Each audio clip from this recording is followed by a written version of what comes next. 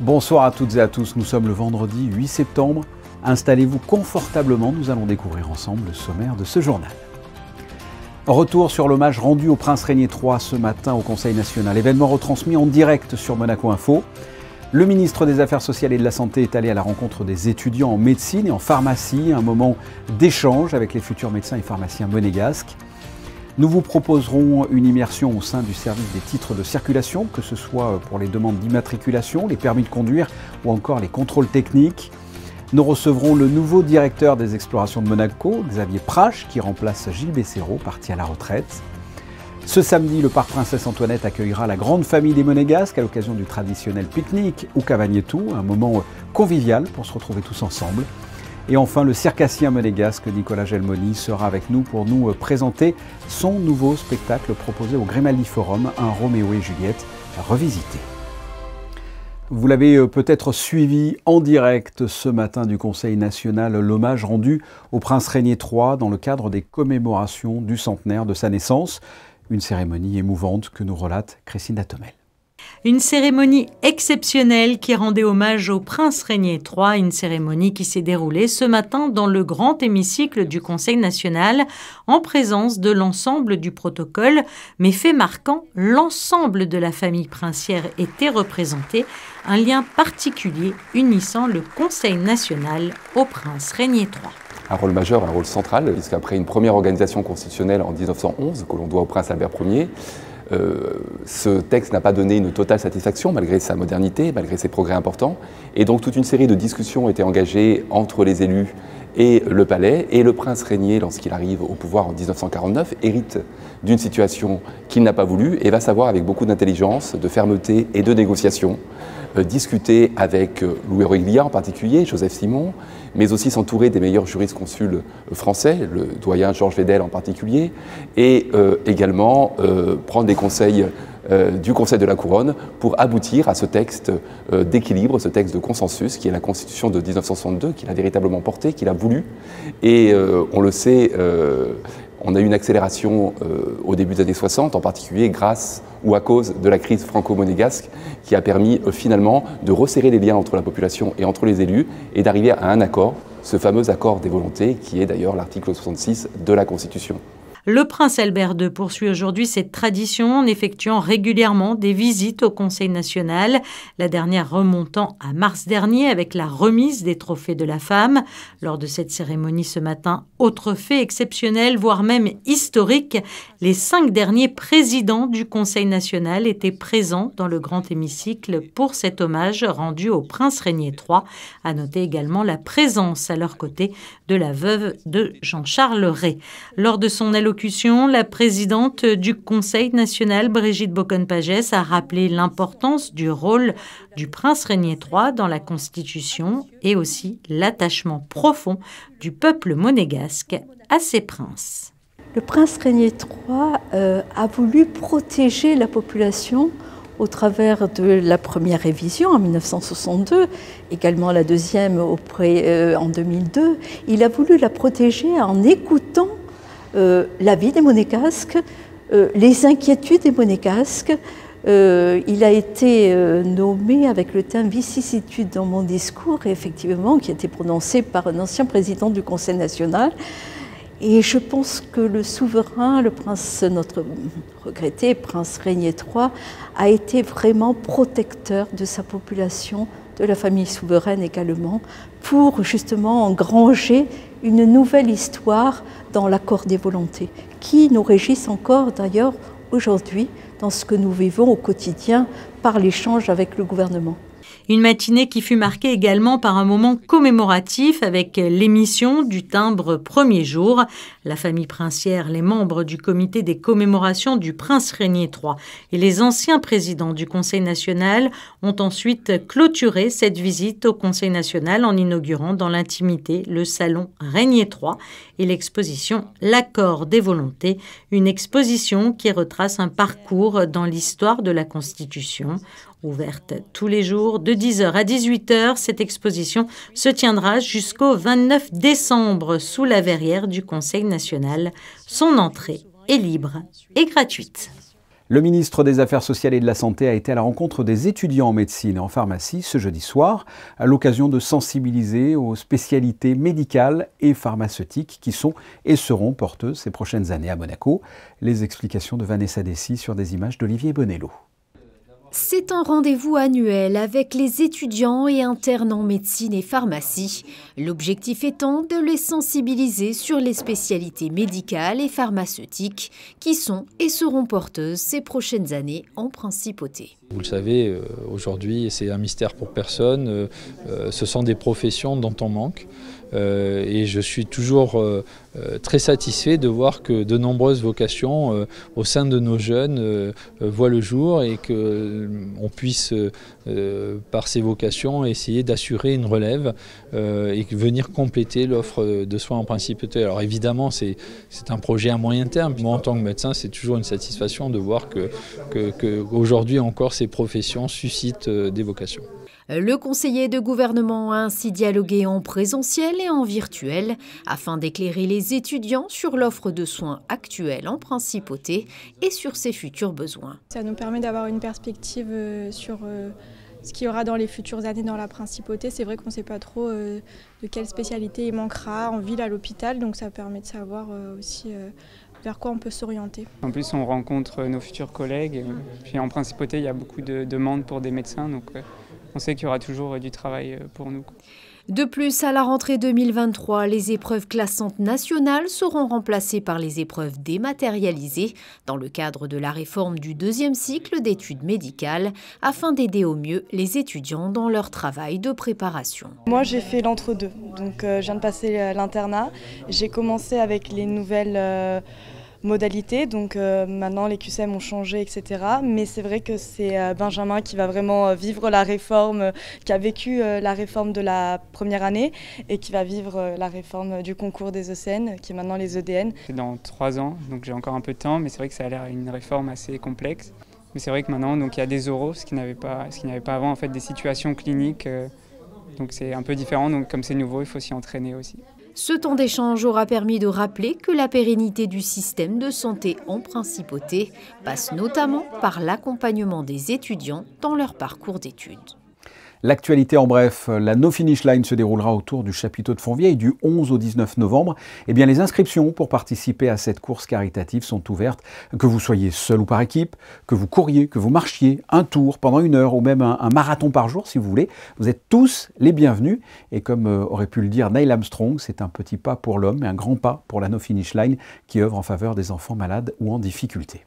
Et dans le domaine musical, la mairie va de nouveau organiser ses apéros-concerts à l'espace Léo Ferré après presque 4 années d'absence. Prochaine date pour ces soirées festives et conviviales, le samedi 23 septembre dès 19 h avec les groupes Dedicate, Rabata Roca et Blabla. L'accès sera libre et gratuit.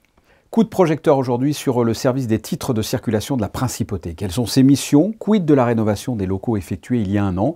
Le reportage de Frédéric Hélion et Thomas Deus. C'est une équipe de 35 personnes qui œuvrent au quotidien à satisfaire les demandes relatives aux véhicules ou permis de conduire. Le service des titres de circulation basé à Fontvieille accueille en moyenne 150 usagers par jour. 50 000 démarches par an aboutissent à la délivrance d'un document. On va avoir des demandes d'immatriculation de véhicules, bien sûr, et puis on va suivre ensuite toute la vie du véhicule, que ce soit lors de la campagne de renouvellement des estampilles, qui pour cette année commencera bientôt au 1er octobre dans les prochaines semaines. Et puis on va également contrôler les véhicules lors des différentes visites techniques, puisque le centre de contrôle technique des véhicules dépend également du service. On va avoir une deuxième partie qui va être consacrée au permis de conduire, avec toute une équipe d'inspecteurs des permis de conduire et de la sécurité routière, qui vont vérifier que les enseignements dispensés par les écoles de conduite ont bien été acquis lors des différents examens. Le service des titres de circulation accompagne aussi les professionnels et délivre aux transporteurs de personnes ou de marchandises des autorisations pour exercer leur métier en principauté. Présent depuis plus de 20 ans au sein du service, Manuel a été le témoin des nombreuses évolutions et notamment de la restructuration des locaux effectuée il y a 1 an. La révolution dans ce service a été, premièrement, donc l'arrivée de Madame Perry, il y a maintenant 7 ans de ça, où justement elle a tout imaginé, à savoir amplifié donc les locaux. Lorsque je suis arrivé ici en l'an 2000, vous aviez dans ce passé un service qui était beaucoup plus petit, dans lequel vous aviez à l'époque un comptoir qui divisait ce service entre les administrés d'un côté et les clients de l'autre. Il y avait énormément de bruit, beaucoup de stress également, aucune confidentialité, ce qui aujourd'hui n'a plus rien à voir. En plus de la rénovation des locaux, une extension de 200 mètres carrés a été effectuée. Des bureaux individuels ont été aménagés, fini l'open space, l'espace de réception des usagers, reçu uniquement sur rendez-vous, est plus calme et confidentiel. Une fois votre demande déposée, 3 jours de traitement sont nécessaires afin de procéder à la vérification des données, puis à l'impression et la numérisation des titres avant la restitution à l'accueil. Vous en savez désormais plus sur ce service de l'administration. Une page se tourne à la Société des Explorations de Monaco avec le départ à la retraite de Gilles Besséraud. Xavier Prache, auparavant commissaire des armées en France, vient de lui succéder au poste de directeur. Les Explorations de Monaco sont une plateforme au service de l'engagement du prince Albert II en matière de connaissances, de gestion durable et de protection de l'océan. Nous recevons ce soir le nouveau directeur des Explorations de Monaco. Xavier Prache, bonsoir. Bonsoir. Je viens de le dire, vous prenez la tête de la Société des Explorations de Monaco. Quelle est votre réaction, tout simplement ? C'est un mélange de grande fierté de prendre la tête de la direction des Explorations de Monaco, de la fierté et aussi la conscience d'avoir un gros poids qui s'abat sur mes épaules. Les enjeux sont très importants, vous le savez, la protection des océans est un enjeu partagé par tous. Mais je connais les responsabilités l'extraordinaire potentiel des Explorations de Monaco qui s'appuie sur de nombreux partenaires monégasques. Voilà, je suis prêt. Vous êtes prêt? Pour rappel, qu'est-ce que les Explorations de Monaco? À quoi sert un organisme comme celui-là pour faire avancer, le schmilblick de l'environnement? Les Explorations de Monaco constituent en fait la cheville ouvrière, on peut dire, de l'Institut océanographique, dont je vous l'ai dit, en partenariat avec de nombreux partenaires monégasques. L'objectif est de mener à la fois des explorations de manière très concrète sur l'ensemble des océans. L'année dernière en océan Indien, dans quelques années on a une idée d'aller du côté de la mer de Corail.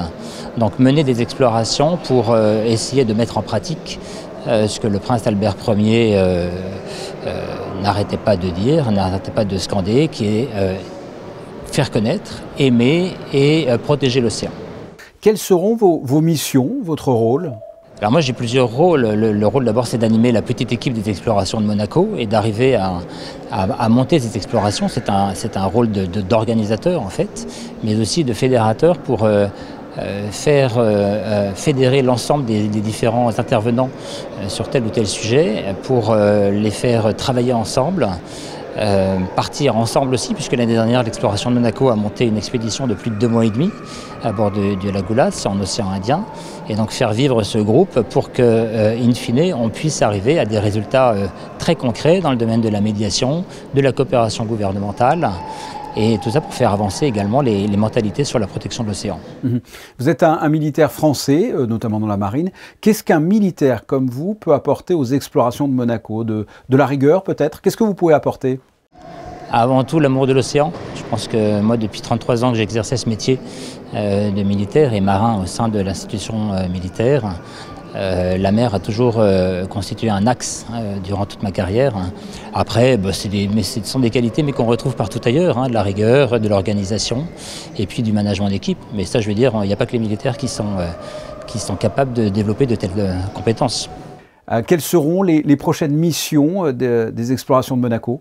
Les Explorations de Monaco seront présentes dès 2024 à la conférence des Nations Unies, ce qu'on appelle la conférence de la 2e décennie de l'océan à Barcelone.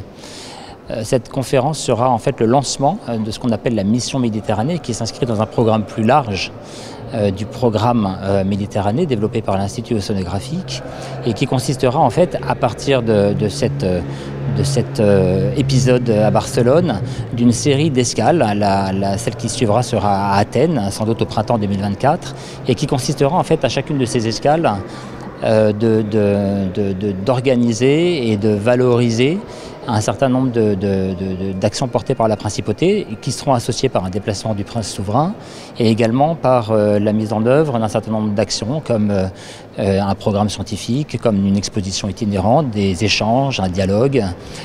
Puisque chacune de ces escales sera notamment accompagnée par la présence d'un navire qui sera spécifiquement choisi pour telle ou telle escale, un navire sur lequel on sera en mesure de mener un programme scientifique qui sera léger, bien entendu, puisque les infrastructures du navire ne seront pas forcément extrêmement techniques, mais en tout cas permettront de mener telle ou telle opération scientifique et qui permettra d'effectuer un zoom sur ce qui est le point focal de cette mission Méditerranée, que sont les aires marines protégées. Xavier Prache, merci et bienvenue dans cette institution que sont les explorations de Monaco. Je vous remercie, au revoir. C'est un moment attendu par les Monégasques, l'occasion de se retrouver dans un contexte convivial.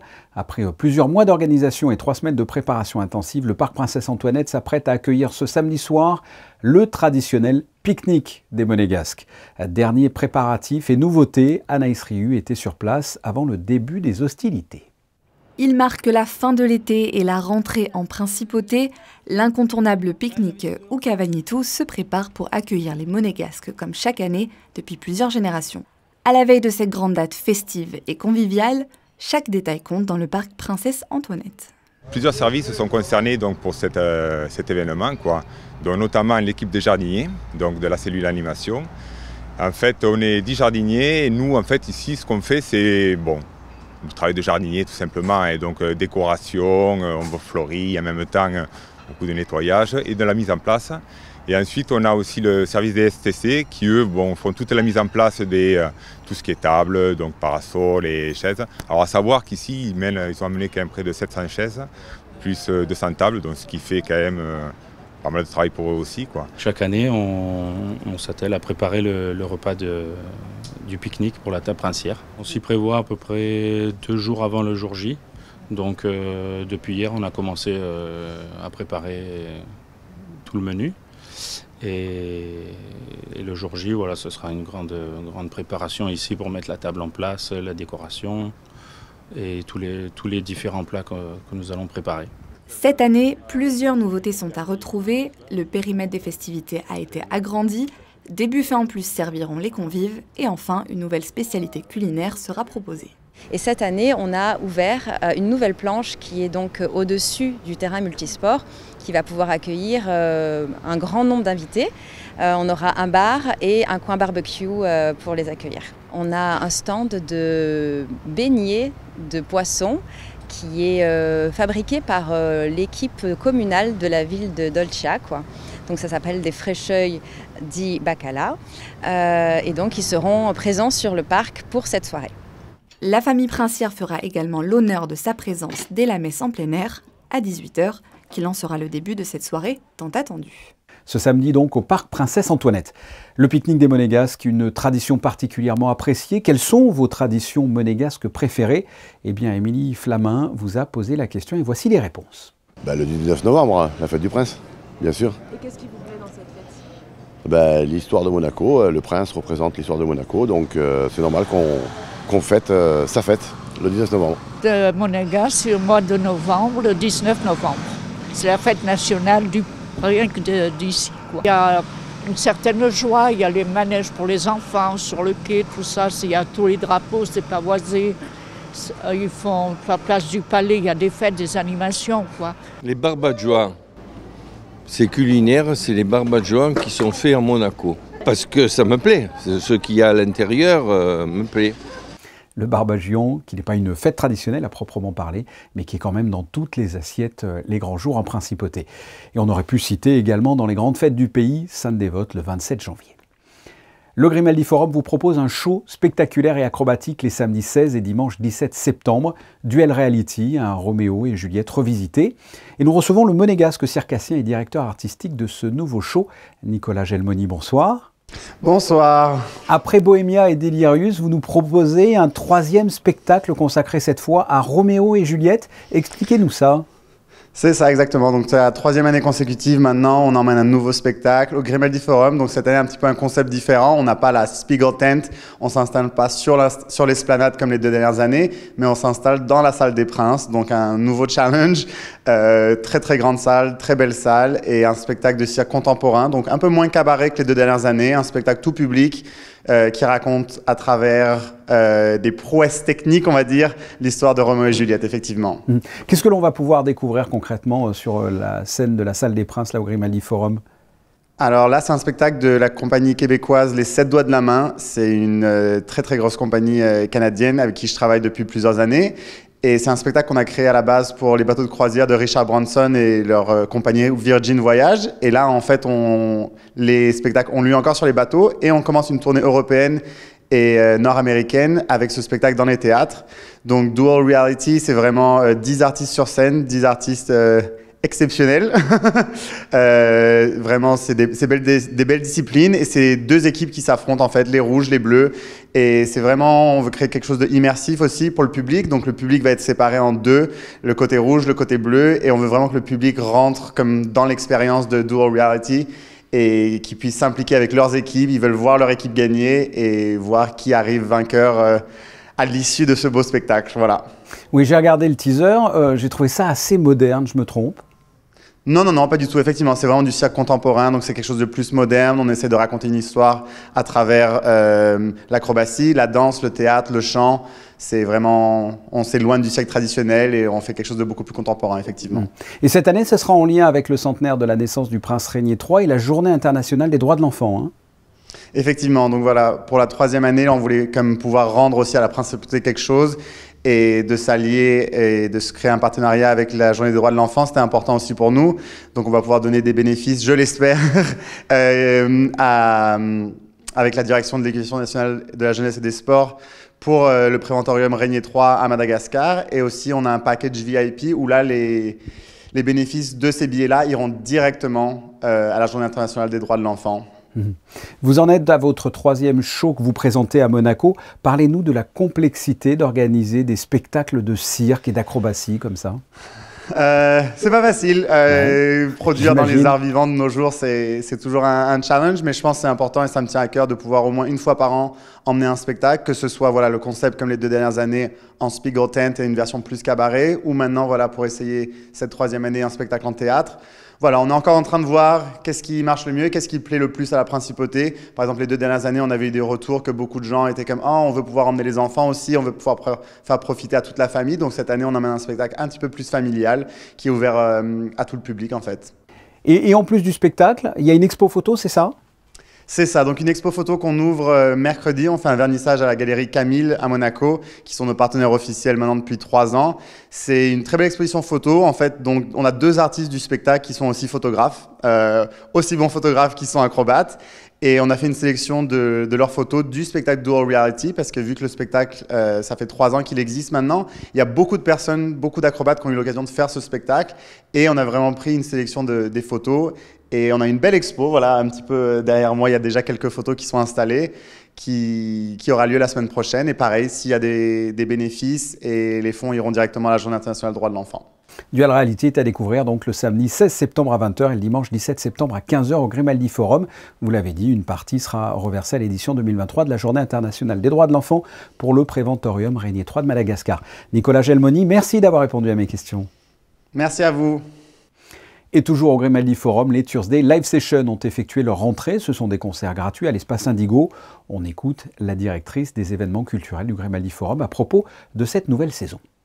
Elle démarre, dynamique, éclectique, 8 ans déjà. Et ces rendez-vous, c'est un jeudi par mois, un rendez-vous extraordinaire qui permet au public de Monaco et d'ailleurs de découvrir des musiques live, 1 heure pratiquement de programmation dans des styles très différents, dans un moment très convivial, finger food, et on vous invite très nombreux. C'est toujours un moment délicieux de convivialité et de découverte culturelle.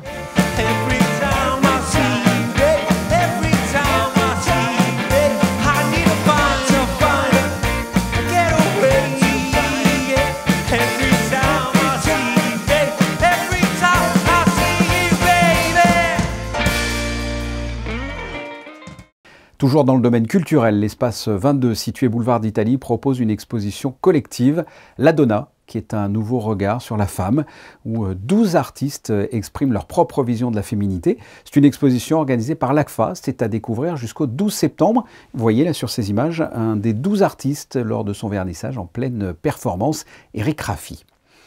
Nous recevions il y a quelques jours le Pirate Blanc pour l'opération Les Voiles Blanches, Betty Masque. Parti depuis Cassis, le voilier a fait escale dans plusieurs ports, dont celui de Monaco aujourd'hui, pour venir récupérer les jouets déposés au profit des enfants hospitalisés à l'hôpital Lanval. La mairie de Monaco était associée à cette opération, comme vous le voyez sur ces images. Passons à la météo avec vous, Vanessa Dessy. Qu'est-ce que vous allez nous proposer pour ce début de week-end ? Bonsoir Fabien, bonsoir à tous. Un ciel bleu au programme, le temps restera très agréable durant la journée. Les températures oscilleront de 23 à 29 degrés. Le soleil se lèvera à 7h et se couchera à 19h54 et nous fêterons les Alains. Alain de la Roche, qui est un saint breton du XVe siècle. C'est la fin de ce journal. On se quitte comme d'habitude en photo, celle de Stéphane Dana, consacrée au tournoi de tennis de l'Ascot Club dans l'enceinte du Monte Carlo Country Club. Un tournoi qui a débuté jeudi et qui s'achèvera ce samedi.